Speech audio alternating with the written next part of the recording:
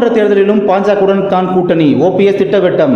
2026ஆம் ஆண்டு நடைபெறும் சட்டப்பேரவைத் தேர்தலிலும் பாஜகவுடனான கூட்டணி தொடரும் என முன்னாள் முதலமைச்சர் ஓ பன்னீர்செல்வம் தெரிவித்துள்ளார். நடைபெற்று முடிந்த மக்களவைத் தேர்தலில் பாஜகவுடன் கூட்டணி அமைத்து அதிமுக தொண்டர்கள் மீட்புக் குழுவின் ஒருங்கிணைப்பாளர் ஓ பன்னீர்செல்வம் ராமநாதபுரம் தொகுதியில் போட்டியிட்டார். இந்த தேர்தலில் அவர் 2வது இடம் பெற்று தோல்வியடைந்தார். இருப்பினும் அதன் பின்னர் பிரதமர் நரேந்திர மோடி 3வது முறையாக பங்கேற்ற பின்னர் நடைபெற்ற கூட்டணி கட்சியினர் கூட்டத்தில் அவர் பங்கேற்று இருந்தார். நரேந்திர மோடியுடன் ஓ பன்னீர்செல்வம் மேலும் என்டிஏ கூட்டணி சார்பில் ஆந்திராவில் முதலமைச்சராக சந்திரபாபு நாயுடு பொறுப்பேற்ற நிகழ்ச்சியிலும் ஓ பன்னீர்செல்வம் பங்கேற்று இருந்தார். இந்நிலையில் நிகழ்ச்சி ஒன்றில் பங்கேற்பதற்காக சென்னைக்கு விமானம் மூலம் வருகை தந்த அவர் விமான நிலையத்தில் செய்தியாளர்களின் கேள்விகளுக்கு பதிலளித்தார்.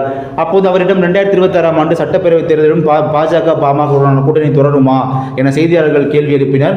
அதற்கு பதிலளித்த அவர் உறுதியாக கூட்டணி தொடரும் என்றார். சசிகலாவுடன் ஓ பன்னீர்செல்வம் மேலும் சசிகலா மீண்டும் அதிமுகவை ஒருங்கிணைக்க உள்ளதாக அறிவித்து தீவிர அரசியலுக்கு வருகை தந்துள்ளது. அரசியலில் எந்த மாதிரியான மாற்றத்தை ஏற்படுத்தும் என செய்தியாளர்கள் கேள்வி எழுப்பினர். அதற்கு பதிலளித்த அவர் சசிகலாவிடம்தான் கேட்க வேண்டும் என்று கூறிவிட்டு கிளம்பி சென்றார்.